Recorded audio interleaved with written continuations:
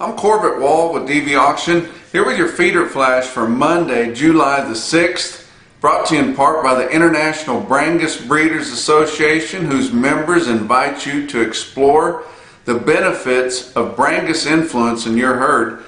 Go to gobrangus.com for more information. Fireworks. We made it through Independence Day and apologize for not being with you guys last week. Took a little bit of time off. Took my daughters down to South Padre Island and we spent some time on the beach and traveling down there and back and had a nice trip. Everything went fine. Thought it would be a good week to slip away, but there's just always so much going on in the cattle markets and in the cattle business and cattle politics, cattle everything, that you never know when to take some time off. But most of your sales were still running, with 4th of July running on falling on Saturday.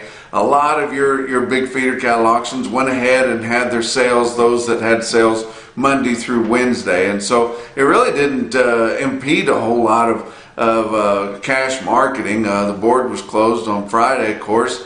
But the board was pretty supportive last week. Some of the things that did happen, need to bring you guys up to speed on that, is we had a big push through social media mostly, but to try to get a push on Senate Bill 3693, the spot market bill, one that was introduced by Chuck Grassley and John Tester, the 5014 bill. The big push for folks to call their senators that are on the Senate Ag Committee and get them to pay attention to that bill. Chuck Grassley has asked that they have a hearing. It doesn't seem to be getting any help there. Pat Roberts, the chairman from Kansas, he doesn't want to talk about it because he's not going to be in favor of it, but he's kind of a lame duck, and we feel like that if we can get enough support there and enough push that we might could at least get a hearing. And Chuck Grassley believes if he can get a hearing on that and get a vote on it, he believes he can win. And that would be great. I tell you what, to get some more steam behind that negotiated cash bill. That's the bill that they've introduced to mandate a minimum negotiated cash trade from your big packers, which we believe would save the industry and kind of hold things together here, cause these packers actually get in and compete against one another, bidding on cattle on a weekly basis, on a weekly cash basis. We've also seen, which is going to be hitting the airways this week mostly, that there is another petition put forth here on a referendum of the beef promotion and research order, or the beef checkoff. So several of your outspoken industry leaders have signed on to that, and that petition will be circulated around. You'll be able to find it, and I think it's going to run for a year, I guess. And so they're trying to get as many signatures as they can on for that. Not necessarily get rid of all promotion and industry funded promotion. We need that, but to rein all this wasteful spending in, and all the power that those that have controls of that money, and they don't really want to support anything grassroots that the industry is trying to get behind. So we have to start over from scratch if we're going to get that deal done. So we'll have to get a petition to have a referendum on that order and vote on it again. And then if we did get that done, then you could come back in, you could have another industry funded promotion drive there, but definitely find a different way on how that money is given out. I've said on here a million times, I've never understood why it's the onus of your auction operators, your brand inspectors, people like that, and the guys that are buying cattle and selling them themselves to have to gather that money. It should just be, pulled in at the packer level. We know exactly how many cattle are killed every day in those packing houses. They have to tell that. So just, whatever you want to charge it, whether it be $5, $10 or whatever it is, and then just let them trickle it down. Because trying to gather that money and then get it collected everywhere, and then some cattle, especially those coming from the southeast that are lightweight, they might get hammered 5 or 6 times from in different states and different places trying to get that dollar, and in most places it's more than that now because the state's tacked on too. But it's something that a lot of the industry is behind, and something you might want to keep your ears open for and see about that petition on the referendum of the beef checkoff. The market stayed good through the holiday week, really good. Fat market, not so much. It continues to drop. Maybe not as fast as most folks thought, but now it is in the lower 90s now, mid 90s, but averaging under 95, and no reason to believe that it won't continue to drift a little bit more. Everybody's kind of got the rose-colored glasses on how many cattle we've got backed up now. There's a ton of them, guys, but we keep hearing people say, well, I've heard of a feedlot that's current. Well, there are some current ones out there, and there are some that have elephants and hippopotamuses there waiting on the show list that have been needing to go for a long time. And we have heard of some cattle that have been turned back out. Of course, they're going to melt like popsicles in the hot sunshine out there, but just something to do with them. It hasn't gotten as bad as the hog industry had there for a while, where they were having to euthanize some of those market-ready hogs. But I tell you what, we've still got cattle backed up, but everybody's got their positive outlook out, and that is great. And you guys know, and if you've been listening to me the last 3 weeks, I've been telling you that this feeder market is awful good, and if you guys get the opportunity to take advantage of it, you need to do that. Whether it's through contracting or hedging or selling them on the video or doing something to try to lock in your price here, because it's pretty darn good right now. And those of you that have kind of put that off are in better shape, because it's gotten even better. But the fundamentals don't support these prices. The fundamentals don't support your out front live cattle futures. They don't support your current feeder cattle market. Doesn't support your feeder cattle futures, for that matter. And I'm not hoping for them to go down. I'm just saying, guys, don't let this opportunity get passed. And we're going to get a lot of these summer yearlings sold, it looks like, before we lose any ground on here. And like I say, we continue to gain ground on that.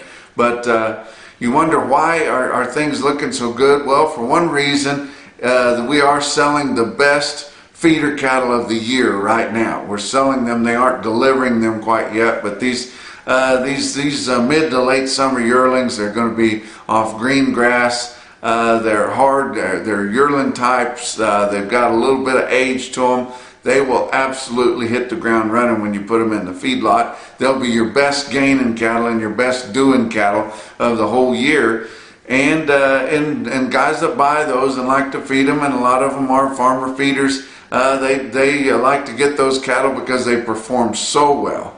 They gain so much weight per day, and it's so efficient, and they do such a good job. And a lot of times they do end up making money.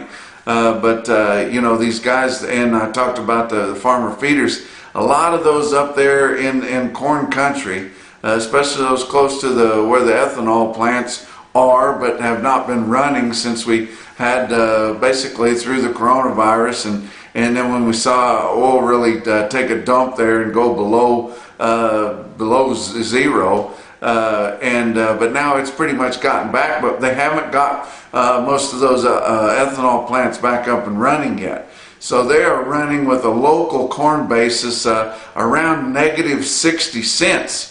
And I know corn gained big on the Board of Trade there last week on a holiday week, and Not sure if that's going to continue or what. I don't know if they were worried about some places getting dry, but it sounds like we got another bumper crop out there. And some places that were thinking about getting dry got some rain there over the holidays. Some of your worst places that were so dry got some good rains, had some rains scattered out across the Texas Panhandle. Delhart, Texas has gotten a couple inches of rain here over the last several days and around the holiday, and Oklahoma has gotten some rains again. They had some good rains early, and then that 100-degree heat and the high winds kind of dried things out. But I've seen some storms passing over our way there at the Texas Panhandle, going on east into Oklahoma, and there's some places out there that are getting some relief too. But things are looking pretty good, and it's just that people are so optimistic on feeding these cattle.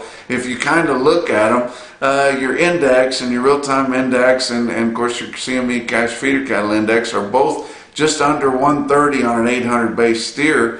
You figure that 800 pound steer at 130, that's $1,040. And then you take it up to 1,400 pounds, that's another 600 pounds there at a conservative 60-cent cost of gain. And you're at another $360. Well, that gets you right there at $1,400 a head for your finished steer. And right now, if you look out in late fall and December, it's almost 106. There is some opportunity there. The hell of it is, you can't buy any of those really good doing cattle weighing in the 8s for 130 anymore. They're going to cost more than that. And if you want those really, really high performing cattle coming off those green pastures in the major grazing areas, they're going to cost several dollars more than that. We've seen them up 135, 136 on some cattle with a base weight of 850, not at 800 pounds. But anyways, people are pretty optimistic, and some of these cattle will pencil out, especially your plainer cattle that they're getting bought. They will pencil some of those out, and we just hope that we can hold this thing together until everybody gets rid of their grass yearlings, because we've already sold a lot of them. There's been a lot of them contracted. We've had some videos already. We've got more coming up. I'm going to be going to Reno next week to Western Video Market's big video out there, and we got a lot of them to sell yet. And these are the cattle, those double stock cattle coming off of the Flint Hills and the Osages and places like that. And absolutely the best doing cattle. And I'm not telling you that they're going to be the best cattle. They're not going to be all solid black, and they're not going to be all square made. There's going to be some crossbred cattle out there, but it doesn't matter. When those cattle come off those green grass pastures and they go into the feedlot and they've got a little age on them, and that feed is going to taste so good to them. Going into the late summer and in the fall of the year, they will absolutely gain their heads off and be the most efficient cattle that you can feed all year long. Let's look at the board for last week. August live cattle futures. Monday was up 45 cents. Tuesday down 20. Wednesday up $1.02. Thursday up $2.10. Friday closed for the holiday, but August live cattle futures ended the week at $99.40. That was up $3.38 for the week. Your June went off the board at $91.65. So we're now looking at a spot month that is trading at a big premium to that. But your cash market is well below that of your August, and sitting here in July, which a lot of your commodity people call a bastard month because the board doesn't claim it. So there can be a lot of volatility as we work through this long month of July here, because it doesn't have to tie to that August spot futures contract. But October contracts 102.67 on live cattle. That was up $3.24 for the week. August feeder cattle, Monday was up 90, Tuesday down 65, Wednesday up 22 cents, Thursday up $1.80, Friday closed, but your August feeder cattle contracts ended the week 134.87, up 227 for the week. Actually, your index levels, your cash index levels, were lower at the end of the week, even though we saw big gains on Monday. But in your cash market. But September feeder cattle contracts 135.85, up $2.08 for the week. your fat cattle trade, and they did have pretty brisk trade, even though it was a holiday week per se, even though that holiday was on Saturday. Everything was pretty much closed down on Friday. But through Wednesday, they had 80,700 head sell, and then didn't have any government market reports on Friday for Thursday's sales. But for the most part, your weighted averages are running close to $95 live, which is mostly $1 to $2 lower, and your dress to market is mostly 154. The weighted average is going to be somewhere in there on that 154. That's mostly $1 lower. The latest sales we did see were on Thursday. Wednesday was the big day, but on Thursday we saw some more cleanup sales and some pretty good trade in the Southern Plains, kind of following up what we'd seen earlier in the week. But Iowa, about 1,600 head from 96.5 to 97, so a little better than average there. 153 to 155 dressed. Nebraska, 8,800 head from 95 to 96. 154 and 155 undressed. Kansas had 6,300 head, $92 to $95 live, with a lot of 94, and 154 on a few dress sales. Texas also 6,300 head on Thursday from 92 to 95. So we'll see if we can keep this fat cattle market in the 90s, or if it is going to drift down in the 80s. And I tell you what, if we got an 8 on the front figure on these cash fats, that would hit your psyche quite a bit. Box beef cutout values continued to plunge, and they're really low for this time of year. And now we're getting to the point where we've gotten past your 4th of July holiday. It's a long time leading up to your Labor Day holiday yet. And they usually kind of hit a wall here as we get into the really, really hot dog days of summer, because it's just too damn hot to go out on your grill and cook steaks. And then we usually see a little bit of pressure on your cutout values this time of year. But continued lower there. For the week last week, your weighted average was 206.54 on choice cuts. That's a weighted average for all of last week's sales. That weighted average price was $3.60 lower than the previous week's weighted average. Select weighted average for last week's trades was $199.45. That was down $2.22 compared to the previous week's weighted average.